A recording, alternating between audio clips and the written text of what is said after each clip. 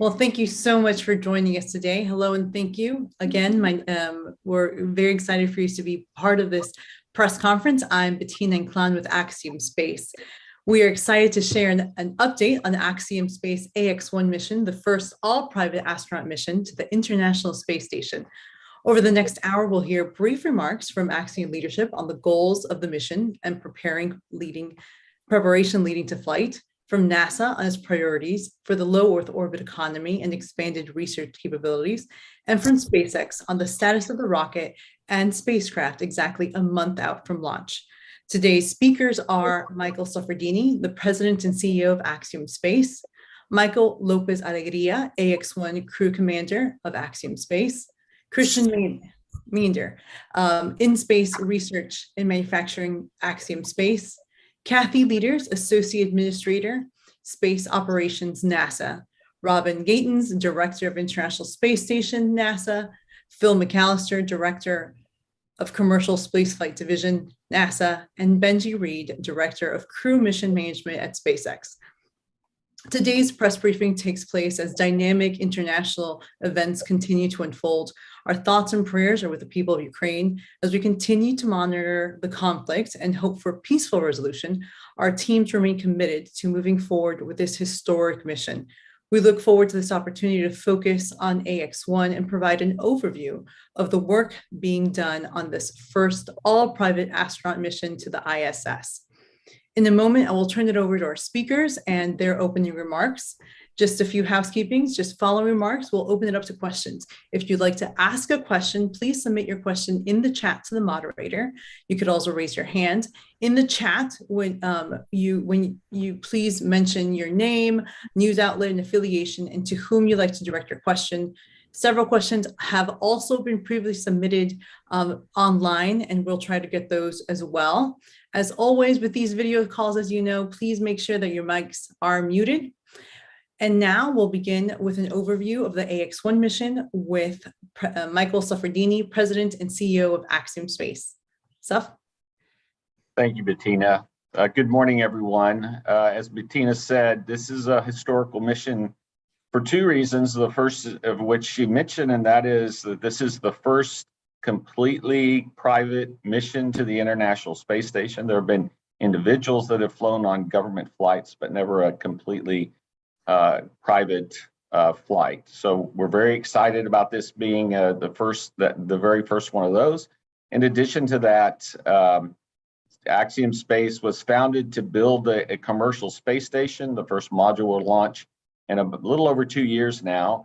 But this is our very first mission of probably hundreds of missions to come over the next several decades as we build the Axiom Space Station and provide services in low Earth orbit for many decades to come. So this is very exciting for us for both of those reasons. Of course, when you look towards these kinds of missions, I've never known anyone to have really do this on their own. It's a group effort. And so today we're here together with both our NASA counterparts, who we've worked closely with over the last, I guess since about 2016 when we really started this effort. And probably equally as long with our SpaceX friends as we've worked together to set up these first several missions. In fact, our first 4 missions are already contracted with SpaceX. And so this is a group effort, and we appreciate the partnerships with both SpaceX and NASA as we move forward. I'm also very excited that this first mission is very representative of the kinds of flights that we will be, kinds of missions we will be providing for many years to come. I think it's fantastic that it's an international crew. I think it's also equally important to all of us that the crew's not just going to, they're not up there to paste their nose on the window. They really are going up there to do meaningful research and make a difference each in their own way. You'll hear a little bit about the crew, but I'll mention them each just to give you a little highlight. Of course, Michael López-Alegría is Axiom Commander. He needs no introduction. He's done it all, including commanding probably one of the most challenging increments in the life of the International Space Station, because that's when we were configuring from our interim power system to our final power system, and the amount of work they had to do outside to make that happen was phenomenal. So we're very happy to have him leading the mission. The pilot for the mission is Larry Connor. He's a U.S. citizen. He's got a number of things he wants to do, but in particular, he's working with the Cleveland Clinic and the Mayo Clinic, advancing stem cell research and cancer research, as well as research on aging. Mark Pathy is one of our missions. Larry is our pilot, by the way. Mark Pathy is one of our mission specialists. He also has been working closely with Canadian universities and the Montreal Children's Hospital, and he has a host of research planned as well. And finally, we have an Israeli, Eitan Stibi, and he is really doing a lot of work with the Ramon Foundation. They have a number of research experiments that they've been doing in collaboration with the Israeli Space Agency. So this really is a meaningful mission, not only for those four gentlemen, but for all of us, because what they're doing is really advancing the state of humanity and human knowledge, which is what our company is built for. So with that, I'll hand it back to Bettina. Thank you guys very much. Thank you so much. Our next speaker is Michael López-Alegría, commander of the mission. Thanks, Bettina. Hey, everybody. It's a real pleasure to be here with my colleagues, past and present. I'm very excited about that, but I'm much more excited about getting back into space on this historic mission.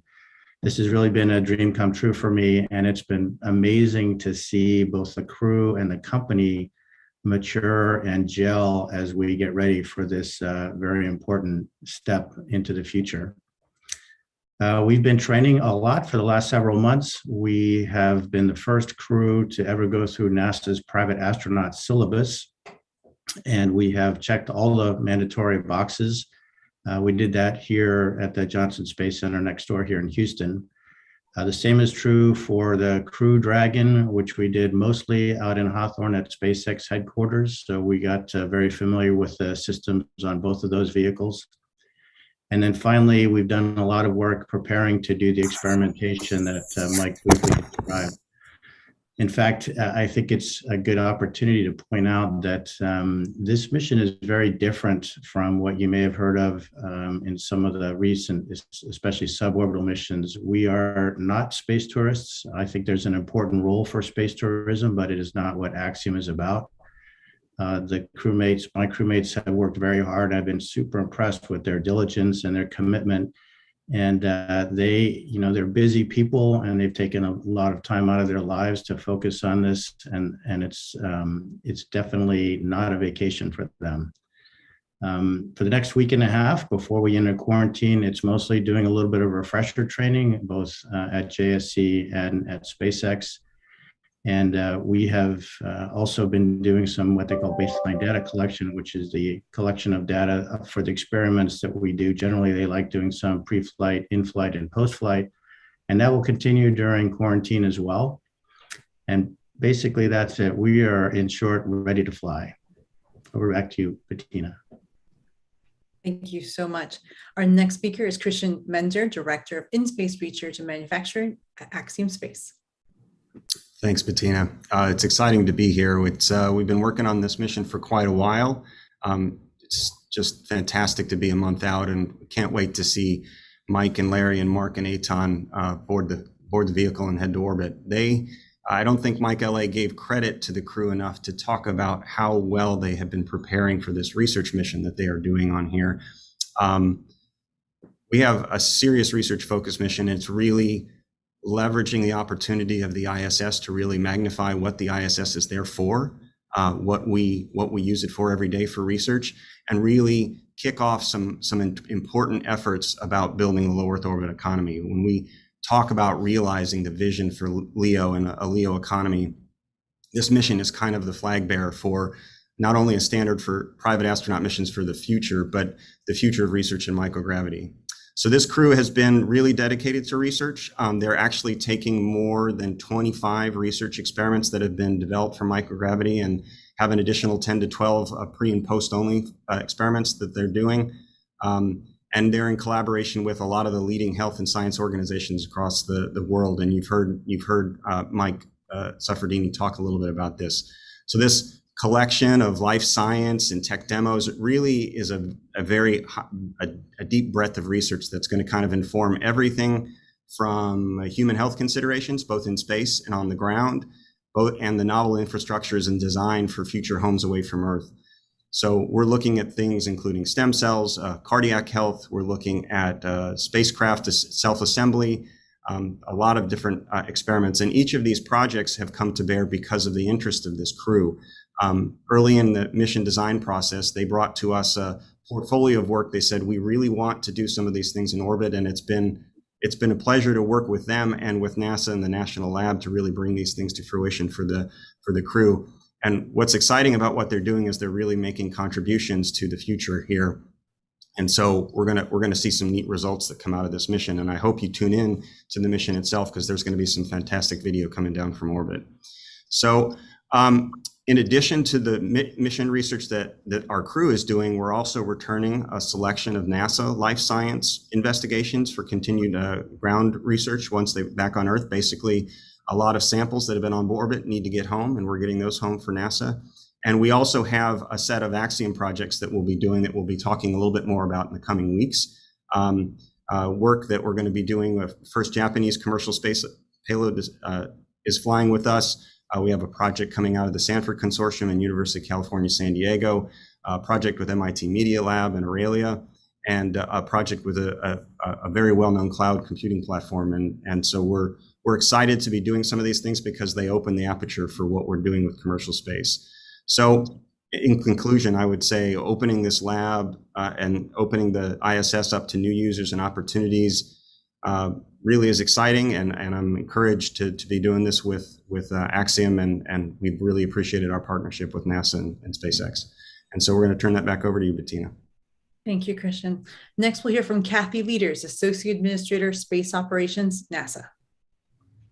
Wow, I think when LA said, here we are with, old colleagues, well, I won't say any of us are old, but with people we've all been working together with for a while, I think it really shows the extent of the partnership, and that as a partnership, we've been working on this for a while. I think Mike and I sat in some meetings in 2006, 2007, and there was like a little bit of a gleam in our eyes at that point of, would we be here getting ready to go do our first private astronaut missions? And it has been really amazing to see first us working with industry on cargo, then crew. I remember Mike LA, I think you were my first crew rep on commercial crew. And I don't think at that point, or maybe you were at that point getting ready to begin your planning for your first private astronaut flight up here. So I will tell you, this is really another example of how we've been kind of laying the foundation and working together and using the investment that the nation makes in NASA to continue to impart knowledge, work with partnerships to go figure out new ways to be able to use the capability that the nation's invested in. And it's pretty amazing to hear from Mike and LA and us what the crew's getting ready to go do on orbit, because I know the station's been evolving over the last 10 years to continue to find new ways for us to be able to use it. Our crew members, and they are very excited to have private astronaut crew members coming up. Obviously, we've been focused on how do we do the exploration goal missions that they have, and continuing to expand the capabilities and provide that bridging gap while we are waiting for our private astronaut missions to come up and begin to me, move into this next continuum of having private astronauts also do research on space station. Obviously, our crew members are focused on us getting ready for exploration and meeting the goals that NASA has, and working on obviously maintaining the facility and keeping us ready so that our private astronaut friends can come up and be able to do the science and research that we need to be able to do.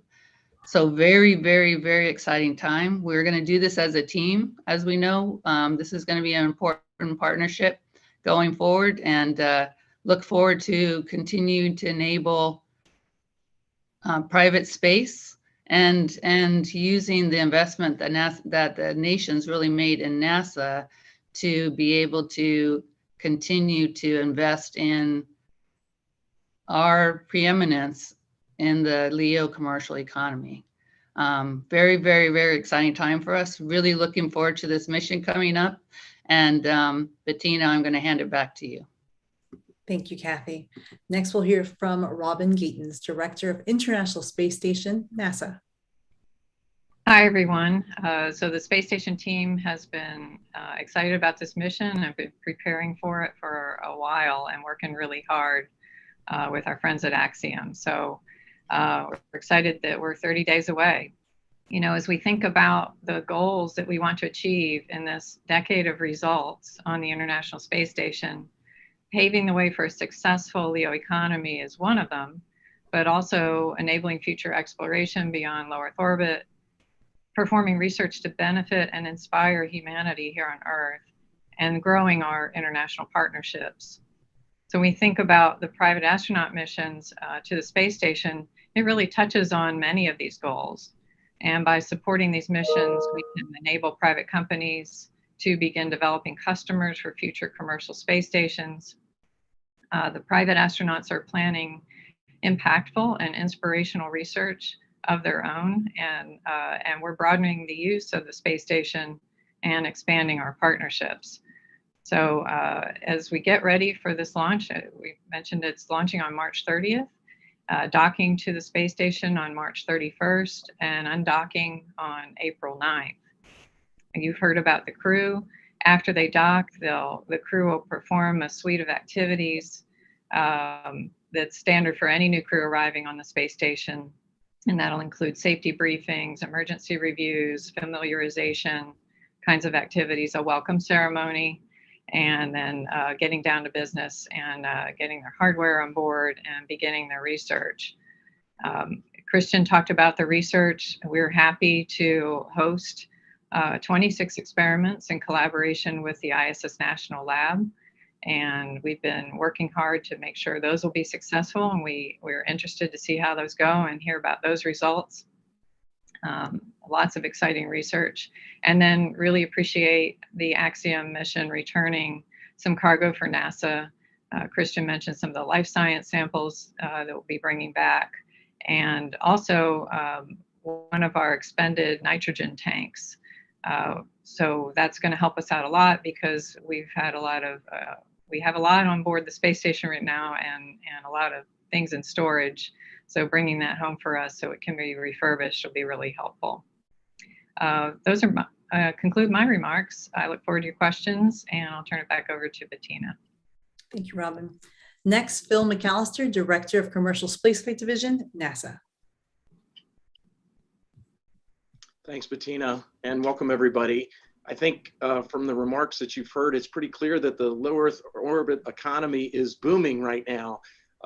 There's a vast diversity of missions. You've got suborbital flights, we've got Inspiration 4 type missions, even commercial Soyuz seats, and now private astronaut missions.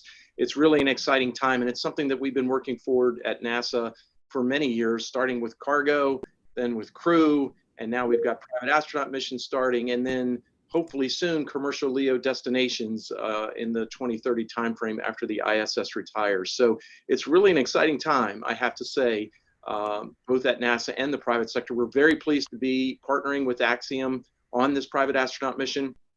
And all these missions, they kind of have their own kind of nuance. They're all unique in a variety of different ways. So I wanted to talk a little bit about roles and responsibilities. It'll look the same. If you're watching the mission, it'll be the same old Falcon 9 with the Dragon on top. So it'll look very much the same, follows the same trajectory, but behind the scenes, it will be very different.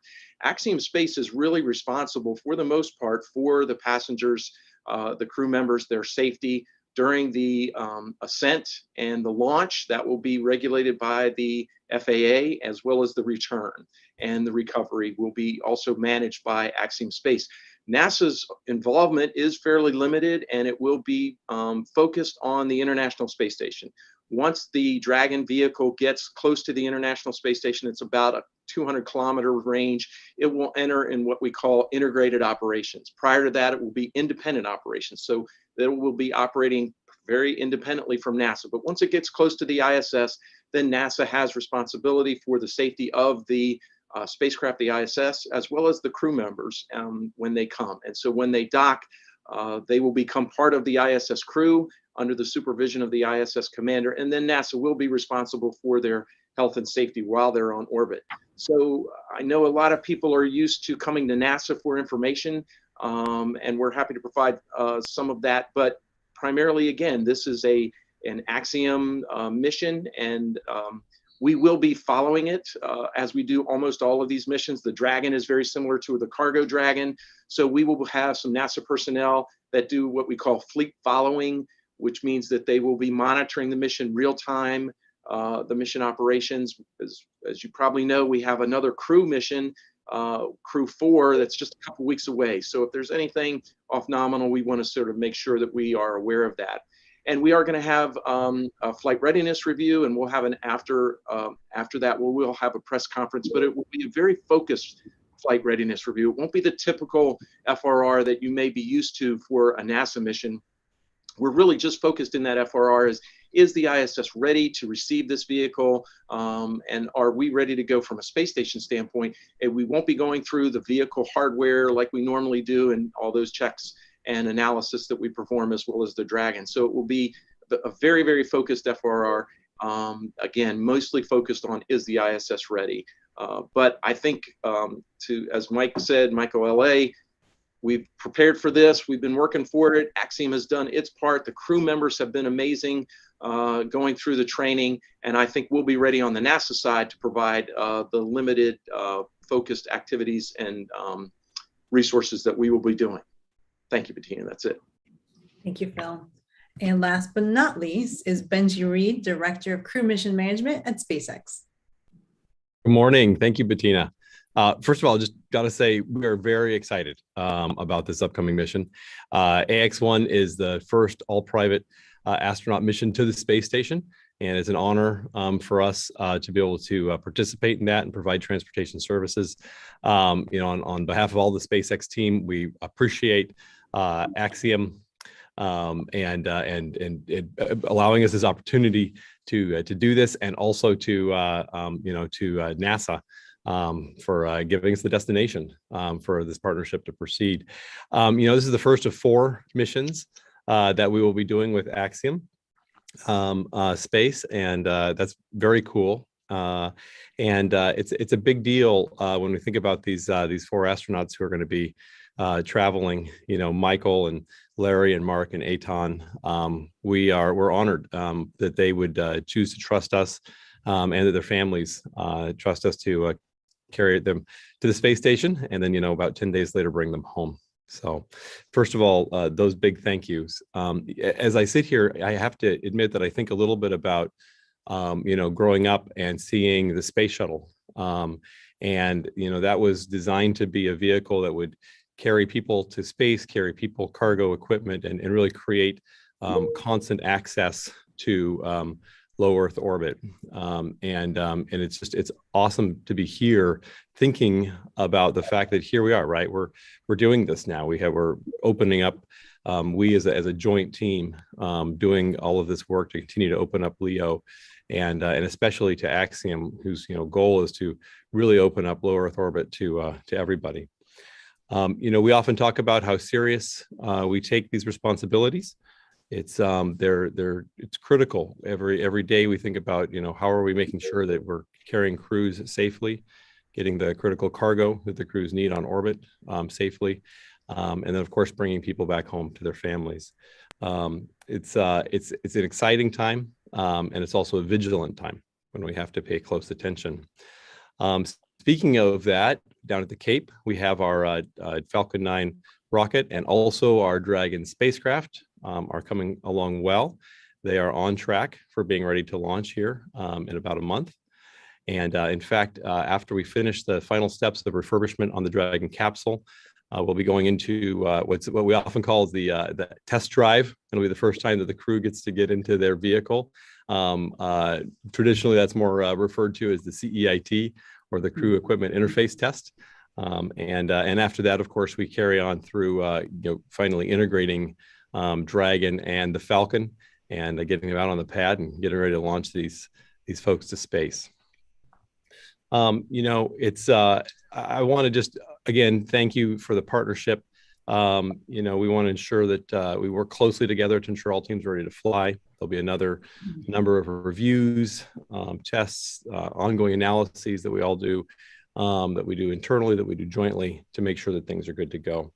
Thank you especially to NASA for all of the work that they've done and the opportunities they've provided for us to grow into this industry as a team, and continue to provide that exploration of space. And thank you to Axiom again. Thank you, Benji. So with that, we'll start taking questions from reporters. As a reminder, we have some questions that have come in online. You can submit your questions in the chat. And to help keep us moving along, please say if you have your mic unmuted, please say your name, affiliation, and to whom you'd like to direct your questions. A quick reminder, there is a slight delay, so give us a second when your mics are unmuted, and we'll take our first question. And if we have time, we'll do follow-ups, but our first question will come from Andrea Leinfelder with the Houston Chronicle. She submitted in the chat. She says, I'd love some color on the final preparations that will occur in Houston during the final month. Is the crew here training at the Johnson Space Center? If so, what are they doing, and what's happening in the Axiom mission control? Thanks.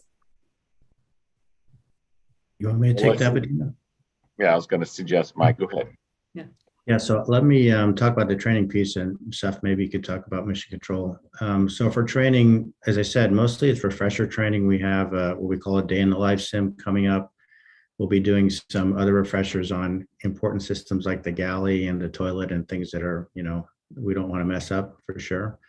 A lot of, as I mentioned before, baseline data collection. This is where they'll be taking blood, urine, all kinds of samples in preparation for the many experiments that we're doing.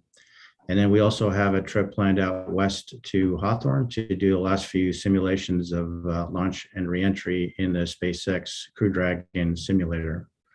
And then we'll be ready for quarantine. We'll spend about half a day every day training in quarantine on many of the same things. Again, continuing with BDC, and then focusing, studying, and getting ready for launch. Stuff. Yeah, from the MCC side, actually our Mission Control Center is up and running here at our facility. It's really going to be used for flight following mode, although we have utilized it to interact with the crew on orbit already through some of our experiments we've been working on. But we will primarily operate close to NASA at MCC Houston, and we'll follow with our own mission control here. Those preparations are really done. For us, the last final items we have to take care of is getting the last few items packed to be shipped and packed on board. There's just a few items left there. But other than that, the team is ready to go and looking forward to the mission. Thank you. Our next question will come from Irene Klotz. Irene, give us a second. We'll open up the mic. Thanks, Bettina. Can you hear me? Yes. Great. Nice to see you all. My question, probably for Seth, maybe for Mike LA, did any of the training for the private astronaut mission require travel to Russia? And if so, is the situation with Ukraine affecting any of the training and travel for the Axiom 2 mission? Thank you, Irene. Hey, Irene. We did not travel to Russia. We did travel to Cologne to train in the Columbus module and did some remote training with JAXA, but did not do any training in Russia. And I think our plan, most of our activities are concentrated on the US segment. So we would like to go visit over there. We need to be escorted. And the reason for that, more than anything, is just because of safety considerations, since we haven't had any training on the safety procedures and equipment in the Russian segment. And as for AX2, we haven't really begun training for that mission yet. So I know, obviously no impact. Thank you. Our next question comes from Eric Berger. Eric. Hi, everyone. Thank you for doing this. Now, I realize this call is about X1, and I respect that, but there obviously are very serious questions about the ISS right now in light of the Russian aggression in Ukraine. I was hoping maybe Kathy or Robin could give us an update on the status of the partnership, and also, has there been any consideration to giving or having Mark Vande Hei come back on X1 instead of the Soyuz? Thank you. So I'll go ahead and take that one, Eric. So right now, operations are nominal. Obviously, we're continuing to monitor the situation, but, our control centers are operating nominally together. We've gotten the support we needed. And so the team's meeting daily. We want to make sure all our folks over in Russia are operating. Everybody's okay, but, we're continuing to operate nominally and do our training activities nominally. But obviously, need to continue to monitor the situation. We right now, in the same manner, are planning on Mark and are getting ready for Mark to return, and all of the normal operations are in place for that, for us to be able to go do that. But as you know, we continue to, as always, if you're working on space station, you continue to monitor the situation and operate. We have operated, and Seth's well aware, we've operated in these kind of situations before, and both sides always operated very professionally and understands at our level the importance of this fantastic mission and continuing to have peaceful relations between the two countries in space. Thank you, Kathy. Our next question was sent in through the chat.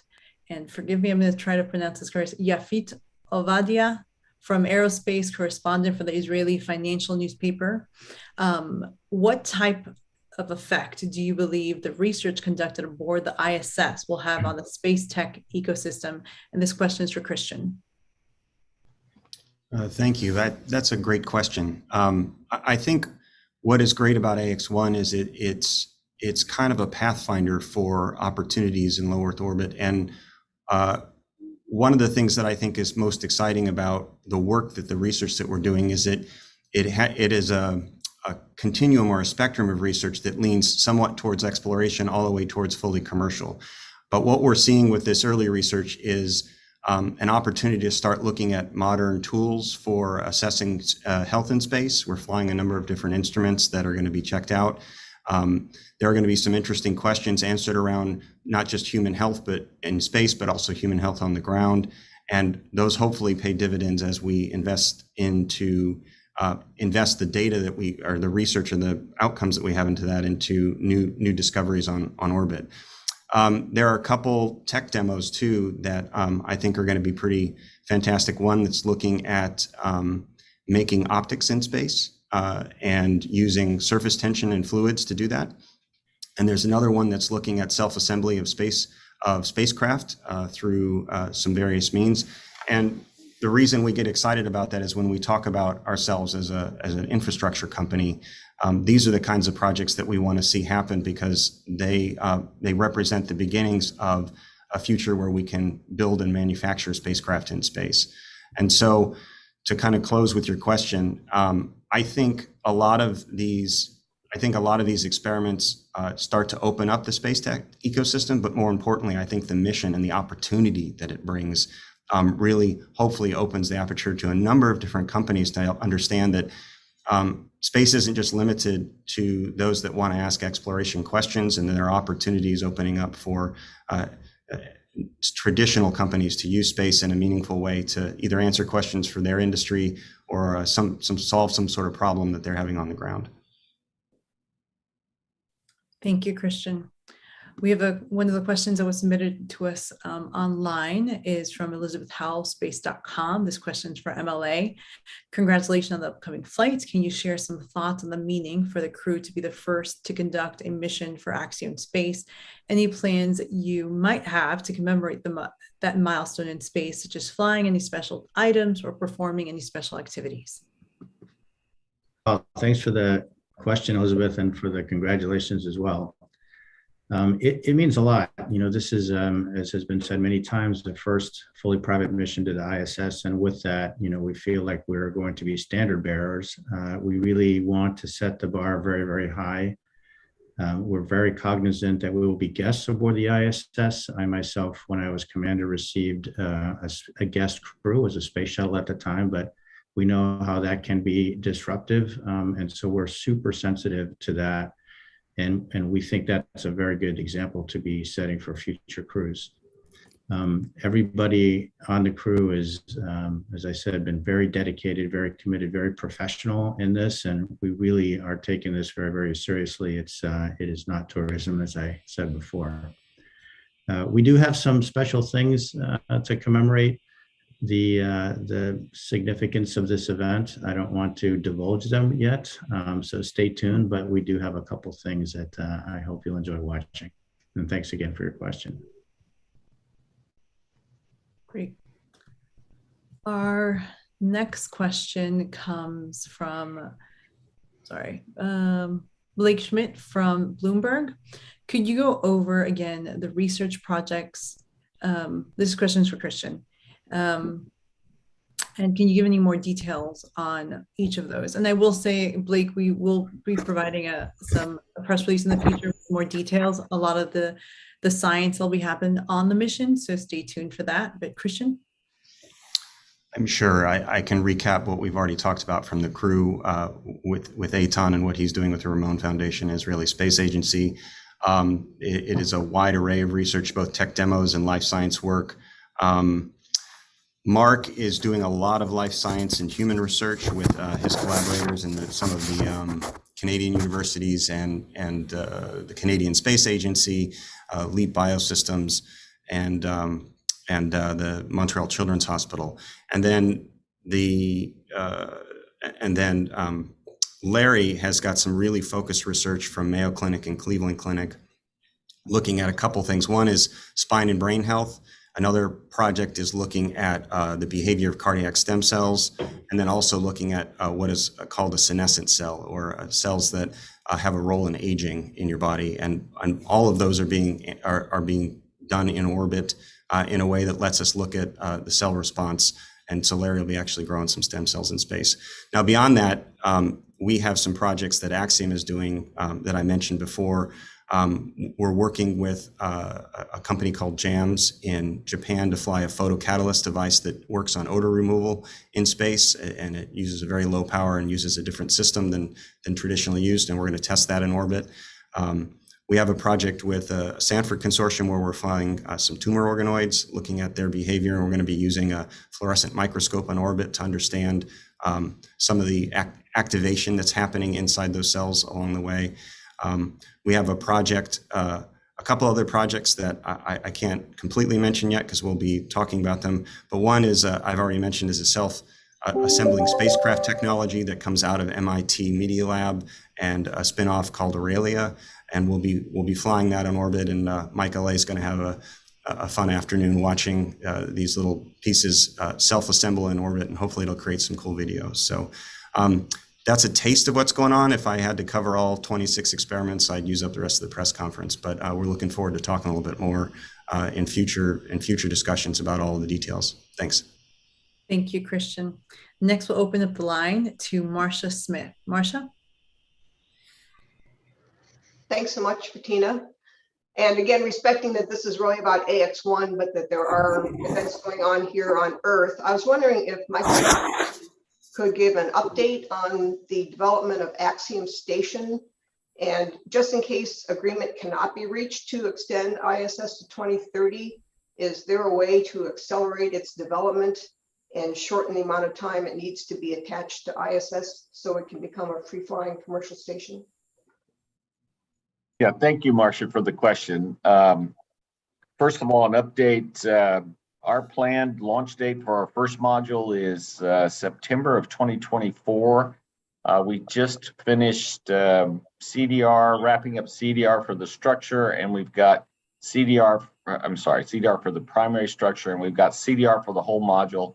In fact, for the first two modules coming up this summer, we're on schedule for that, and that supports the launch date of September of 24. About 6 months later, a second module launches. It's very similar to the first. They look like, if you're a station person, they basically look like extended nodes, if you will. And then after that, we fly a research module, which is a modified MPLM focusing on research.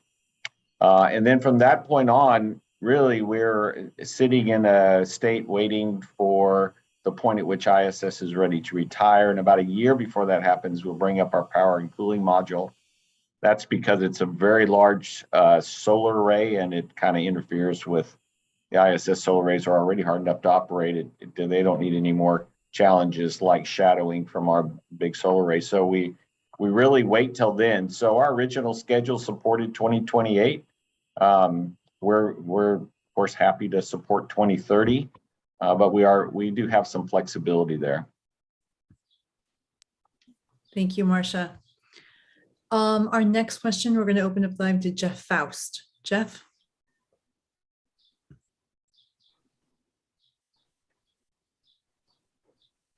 Okay, can you hear me? Yes. Thank you, All Jeff. right. Yeah, question probably for Benji, since you've got Crew 4 coming not long after AX1, how late could you still launch AX1 and keep Crew 4 on track for mid-April? And could you also remind us which Crew Dragon spacecraft you're using for both AX1 and Crew 4? Thanks. Okay, great. No, I appreciate that question, Jeff. Let's see. First of all, in terms of the capsule assignments, actually, I just want to take a moment there and say how cool it is that we always get to talk. We have a fleet of Dragons. Everybody else has talked about. We worked with, Mike and Kathy and Phil for so long, and now we have a fleet of Dragons. We got to talk about which one's going to which mission. I think that's just awesome. But let's see. We have Endeavor coming up next, and then we have it's actually a new capsule going on Crew 4. It'll be our 212 capsule is the serial number. In terms of where we're at in the schedule, right now we're on track for launching AX1 in about a month. And then, a couple of weeks after that, our target is to be able to launch Crew 4. There is margin in both of those schedules. I think we could, if we needed to, I think AX1 could move a little bit. We hope it doesn't. And I don't foresee right now, knock on wood, that there's a reason that it would move. But if it does, it probably would be within, days, the kind of measured in days kinds of thing. And then it comes to Crew 4, similarly, right? We're on track. The crews are doing great. Training is going well. That vehicle preparation, both vehicles, Dragon and Falcon, are on track. And so I really think that we've got the margin that we need if there's a little bit of wiggle room, and be able to continue to launch, because it's exciting. We get to make sure we're, taking Axiom up and bringing them home in 10 days, and then Crew 4 goes up, and then we have to be ready for, even looking forward into the fall for Crew 5. Thank you, Benji. We have a question from Javier Gregori from Cadena SER, the largest radio station in Spain. This is from Michael López-Alegría. He would like you to answer it in Spanish. In English, the question is, you were born in Spain and you're one of the best astronauts in history. How could a small country like Spain increase participation in space? And Spain has just created the first Spanish space agency. Would you like to be, if you would be interested in leadership there? Wow. Hola, Javier, un placer saludarte. A ver, yo creo que para España esto sí que es una misión simbólica, como antes fueron los anteriores mías y también de Pedro Duque. Sin embargo, yo creo que siempre hay la posibilidad de mejorar su posición en cuanto a al sector espacial y se ve ahora que con empresas privadas como el que está intentando lanzar cohetes desde España, es algo impresionante. Yo siempre he creído que la preparación de los ingenieros españoles es igual de cualquier otro país, sino incluso mejor. Y tengo mucha esperanza que estos avances sigan en este rumbo. Pues nada más, gracias. Thank you, MLA, and thank you, Javier. Next question will come from David Curley from Discovery. David, your line's open. Very much, Bettina. A question for Michael very quickly.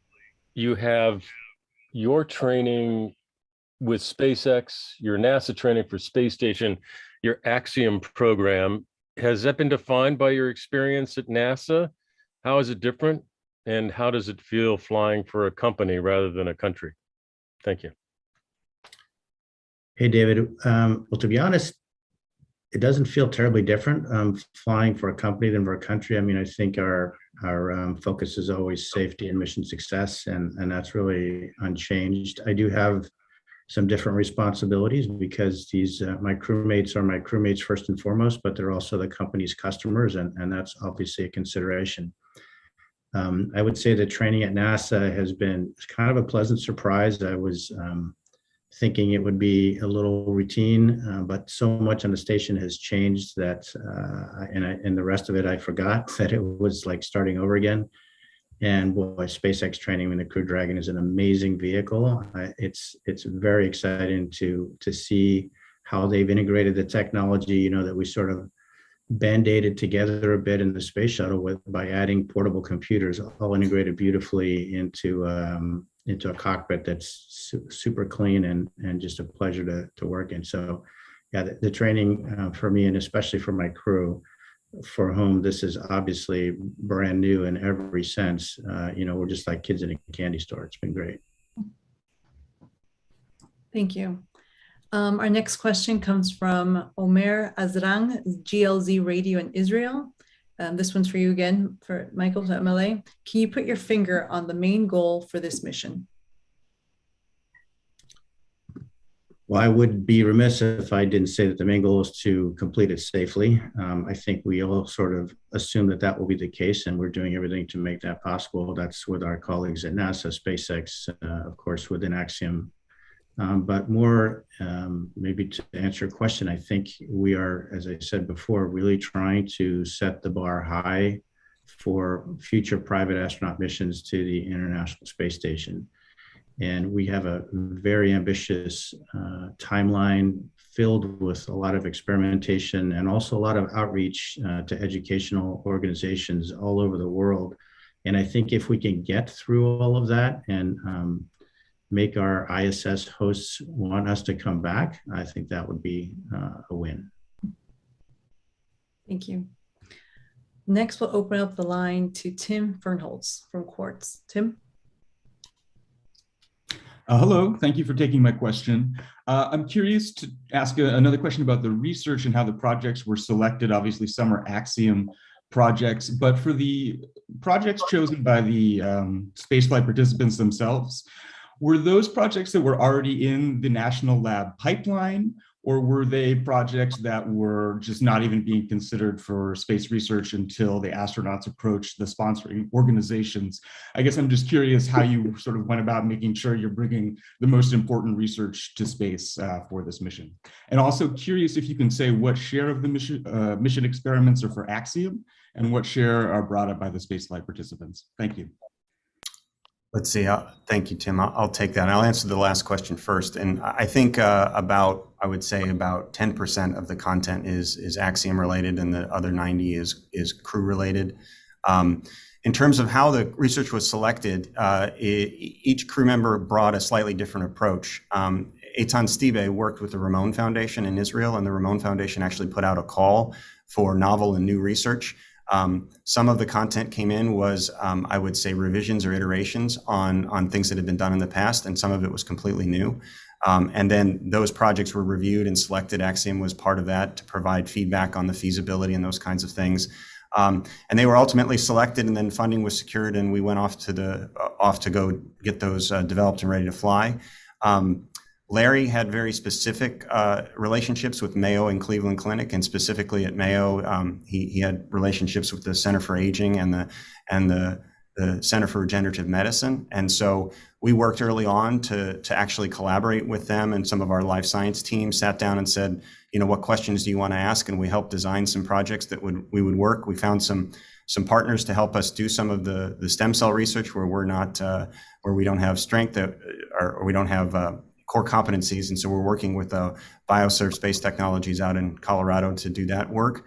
And then Mark, again, similar to Larry, he had institutions that he worked with, and we worked with him to design a set of projects that he could fly. And a lot of these were questions that were originally sought to kind of fly through the Canadian Space Agency, but ultimately, because of the allocation the Canadians get, they didn't necessarily always make the cut. And so they were important questions that that needed to be asked. And so they've been added to the portfolio.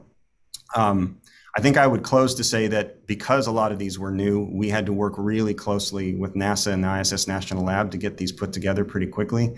And I'd like to say thank you to the agency, particularly to the ISS program, and helping us work through a lot of payload integration work to get these ready for the mission. And it's been a terrific partnership so far, and it's thanks to the folks at the agency and all of the teams that support the agency that are enabling us to get these ready in short order and fly to space.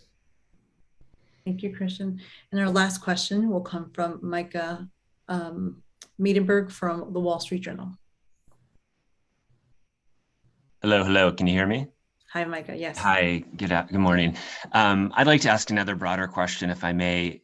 Kathy, I wanted to make sure I understand. Does NASA have any backup plans in place to potentially boost the ISS or carry out other services that are currently handled by your Russian partners? Could you describe those plans if so? And if not, do you think NASA needs to articulate those sorts of plans in light of Russia's invasion of Ukraine? Thank you. So Mike, I just, the one thing I want to make sure everyone on the call gets is we are not getting any indications at a working level that our counterparts are not committed to ongoing operation of the International Space Station. We as a team are operating just like we were operating 3 weeks ago. So I just, the teams, our flight controllers are still talking together. Our teams are still talking together. We're still doing training together. We're still working together. Obviously, we understand the global situation where it is, but as a joint team, these teams are operating together. That said, we always look for how do we get more operational flexibility, and our cargo providers and are looking at how do we add different capabilities. We'd had Northrop Grumman has been offering up a reboost capability, and our SpaceX folks are looking at, can we have additional capability? That to me is, we've been looking at that more from an operational flexibility perspective. Currently, there is no plan. It would be very difficult for us to be operating on our own. The ISS is an international partnership that was created as an international partnership with joint dependencies, which is what makes it such an amazing program. It's a place where we live and operate in space in a peaceful manner. That's really a model for us to be operating in the future. And I actually feel like this is a good message for us that we are operating peacefully in space now and moving forward. Obviously, we have to begin to, and as a team, we are looking at where we may have operational flexibilities, but Micah, it would be a sad day. It would be a sad day for international operations if we can't continue to peacefully operate in space. And as a team, we are doing that. Thank you, Kathy. And with that, our hour has come to a close. I'm going to turn it over to Michael Suffredini, CEO and President of Axiom, for some closing remarks. Well, first, thank all of you for your questions and your interest in our mission. We're very, very excited about this first flight. It has huge meaning, as we mentioned before, to us, and I believe also to it has worldwide implications, given that these flights for us are really precursor missions for learning how to operate in space, particularly with with the international partners. Because really we have to operate together while we're attached, and so these missions give us a chance to practice that at a smaller scale, so that when our space station shows up, we kind of figured out how to do this. So to us, these are all steps towards a bigger space station, and with that, when you think about it that way, it's just a very, very exciting time for us. Once again, I want to thank both NASA and SpaceX. They have been just fantastic to work with. This is a very, very challenging thing to do. It's made easy it's made to look easy by both NASA and SpaceX, but I can tell you that's the furthest from the truth. And we're just very excited to be doing this with them. So again, thank you all very much. And we're looking forward to the launch here in about 30 days. And thank you so much, Mike. And that's all the time we have today. Thank you so much for joining us. I know that we had lots of questions and we couldn't get to all of them. So we appreciate your patience during this time. And please send us your follow-up questions to media@axiomspace.com, and we'll try our best to respond to them. We encourage you to follow the mission at axiomspace.com and on social media with the hashtag AX1. As a reminder, media credentialing is closed for foreign nationals, but it's still open for US-based media until March 14th. Please email media@axiomspace.com for details on credentialing. We encourage everyone, including badge holders, to secure credentialing to ensure you have access to all events. And if you'd like to set up an interview with the AX1 crew, please email media@axiomspace.com, and we'll ensure your request gets to the crew members. Thank you so much for your time, and appreciate tuning in today. Thank you. Have a great day. Bye-bye.